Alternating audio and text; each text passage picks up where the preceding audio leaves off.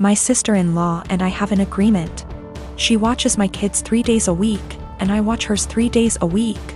This agreement has stood since March 2020 without issues. Any changes have been discussed weeks in advance. A couple weeks ago, we had an argument. The next day, I brought my kids to her house, dropped them off, and left. I didn't speak to my sister-in-law, because when one of us is in a rush, like I was, it's standard for us to just let the kids out, stay in the car, and drive off when you see the door open. I drove to work, about 40 minutes away. When I got there, I had about 20 missed calls, and even more texts, all from my sister-in-law, all saying she didn't want to watch the kids given our argument. Her first text arrived a little before I got to her place, but I didn't see it until I got to work because my phone is always on silent when I drive. I rang her, said I'll arrange to work from home, then come get the kids. She said I have 45 minutes to get back to her place or she would call the police. I told my supervisor the situation, and she said I could leave after I did a few things. This delayed me 20 minutes. When I got back to my sister-in-law's, just over an hour later, she said she'd already called the police when the 45 minutes ran out. I then had to stick around long enough to tell the officer that I didn't abandon my children, there was just a communication issue. Sister-in-law and I had another shouting match later over this. I arranged other childcare for my kids and I've been mostly ignoring her since. However, she reached out and apologized, and has asked if I'd be willing to go back to the old childcare arrangement. I work with kids. If I got child abandonment on my record, I would never work in my field again, which she knew. And her calling the police was a massive overreaction, so if she needs a babysitter she can go whistle for all I care. She said that if I checked my phone, talked to her that morning, or came back when I was supposed to, she would not have needed to call the police, and I did this to myself. As she gave me a warning with that first text and I could have checked my phone or spoken to her directly when I got to her place. All of which she says she would have done if she were in my position, given that we'd argued the night before. I've told her that if she thinks I'm babysitting for her, she's delusional, and she's on her own. Because of my refusal, it's looking like she may have to quit her job because my brother and her would pay more for a babysitter than they would earn from her working. My mother and brother have both called me an arsehole because there were no consequences to her calling the police, and that while she overreacted, she's apologized, so if I really forgive her, I'll let us move on. This income loss would also mean that she, my brother, and my niece and nephew might need to move somewhere cheaper. That my brother might have to take on extra hours at work. And in an extreme scenario they may even be completely unable to live independently, meaning they'd have to move in with her parents, who live several hours away. University is starting back soon, so many of my friends started moving back to town. I am 17 female, live in a house with 5 friends. I wasn't born in the UK but moved here with my parents when I was 17. We come from another European country, so I speak my native language, English, which is far from perfect. I've been learning Spanish and English since I was little, and my Spanish is better than my English. I don't have an obvious accent in English, people just assume that I am Canadian. We had a small party on Saturday and one friend brought his new girlfriend, Jess. Jess 20, and she's the reason why I am posting here. Jess made sure to let everyone know that she's a polyglot and speaks multiple languages. I was obviously impressed. I study modern languages, meaning that I'm learning Italian and German on top of Spanish.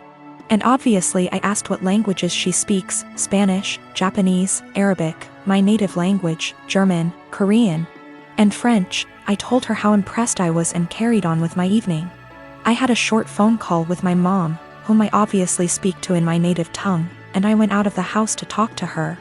Jess was out in the garden and heard my conversation, and she corrected me on my pronunciation. I told her that she was in the wrong and she insisted that she knows better. I didn't fancy getting into any arguments, so I ignored her and went back inside saying whatever. Later, I bumped my head and swore loudly in Spanish. I tend to code switch a lot when drunk, and she corrected my pronunciation, which was funny because it was her who was incorrect. I ignored her again.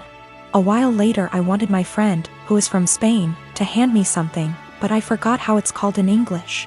So I said, hand me Spanish word, please, knowing my friend would understand. Jess decided to correct me again, using completely incorrect word.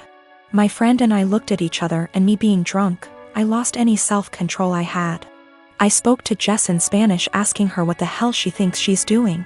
And she looked at me telling me that my Spanish was so wrong that she didn't understand a word. It wasn't but okay. So I told her the same thing in my native tongue. To which she replied with the same thing.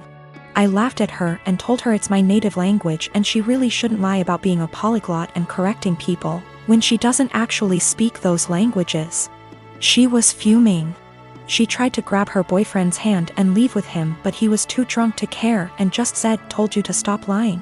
I don't know how she got my number, but she called me this morning screaming what an asshole I am to humiliate her like that, and if she knew I spoke the language, she wouldn't have corrected me.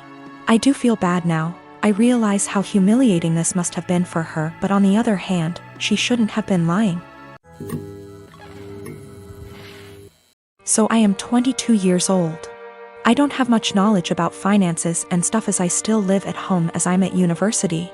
I do however pay my parents about £300 a month rent, I pay my own phone plan, buy material stuff I want or need, pay out for other services like for music or whatever, and try to put as much as I can in savings whilst still keeping enough in my main account for day-to-day purchases. Currently, I am saving up for driving lessons and hope that if I pass decently, I can use some of my savings towards getting a car. I'm in my final year of uni, so I'll be done and able to work full-time when all this happens. I also decided to get a credit card so I can learn how to manage credit wisely and build some up. My credit score is good for someone of my age and circumstance, but obviously it's nothing great in comparison for other stuff. I should point out that at most I only plan on using this card with a total adding up to £100. I've stuck to that so far and only actually used it twice, with these purchases only adding up to £80, and I paid it off quickly. I do not plan on exceeding my limit anytime soon, as I've heard far too many horror stories of people just using their credit card too much cause it was handy and getting into debt. The only people I disclosed this to was my dad, as my mom has the tendency to blab to my brother and sister-in-law, both 28. She happened to overhear us talking one day, and before I knew it, my brother and sister-in-law got wind and asked me if they could use it. They both admitted they had debt spurred on by excessive credit card use and thought that since I basically had nothing owed on mine, it was free money. I told them quite politely that I was really uncomfortable with that idea and that I would owe the money and I can't magic up that kind of money. Things went quiet until a few days later they both turned up at the house. They were nice to start with, but basically started demanding I let them use the card, and they tried to manipulate my mother into guilting me into doing it. I got really angry, and when my brother said I owe it to them because they used to babysit me up until a couple of years ago, I laughed in their faces and walked out. When I came home, I learned they tried to manipulate my dad and he kicked them both out. My mother then tried and he told her to go too, and she is currently staying with my brother and Sil.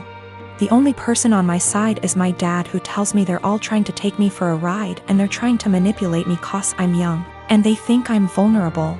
My brother, sister-in-law and mom on the other hand think it isn't a big deal letting someone else use my card. It's really messing with my head, and I just want everyone to stop being in an argument. I have been with my wife for 10 years now, and she always has had this habit of making me look bad with our finances. Whenever anything regarding spending money comes up, she will always say how broke we are and she doesn't have the money to do this or buy that.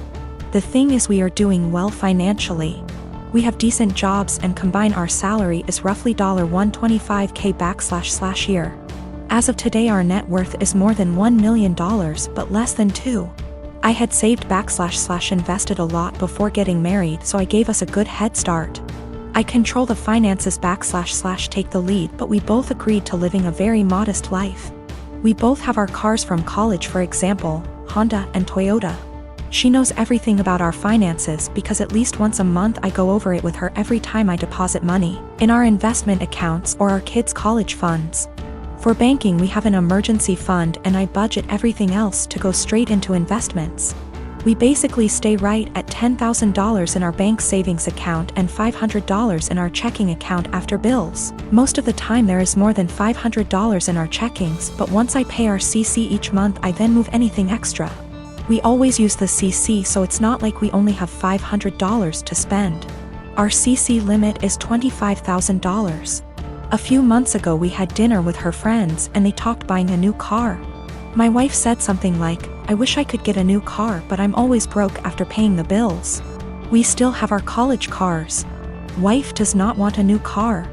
She will go on to talk about if she had money what she would want to buy, and it always makes me feel ashamed. This "I'm broke" story has been happening for years. When we were driving home I asked her about.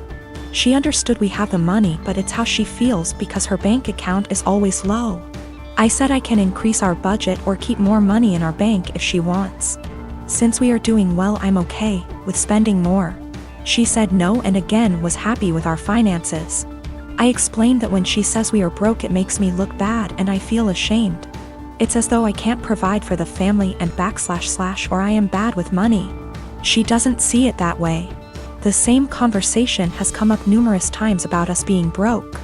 Recently, I reminded her numerous times it makes me feel and look bad in front of friends and family. I told her if she keeps saying stuff like that I will reveal that we are doing well with money. I gave her a few reminders I'd eventually do this, but she kept going with the "I'm broke" story. At a dinner with her sister and parents the same "I'm broke" story came up. I piped in and said, "It's weird to hear a millionaire say they are broke." My wife said, "I'm not though." And I quickly say, "We are millionaires and you know that. We go over our finances every month." Well, the "I'm broke" story stopped after that and the night went on as usual. A little later the same thing happens with her friends and I use the same line. Now my wife is mad at me for using that line and revealing roughly how much money we have. She said it seems like I'm gloating. I say it's better than making me look like I'm running us into the ground financially. I'm pretty open to us spending money and I don't restrict her spending. She has the CC to spend money monthly. Most of the month we have far more than $500 in our checking, but I move anything above to our investments. Once I pay the CC every month, I know I won't have any big expenses then.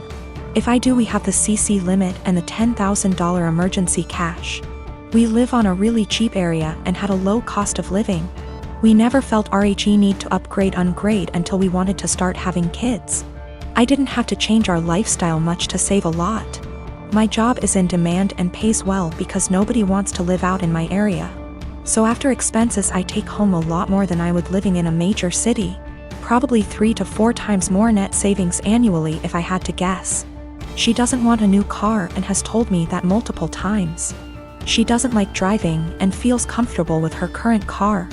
She doesn't know what she wants to do when she retires. I know I'll be golfing, games, and eating edibles most days. I don't do any of this much now because we have kids and they will be my focus for a long time. I maybe golf 1 or 2 times a month AMD, that's the only times I take edibles. I'll speak more with my wife about this. I think she may not feel like it's her money since she never saved much before we got engaged.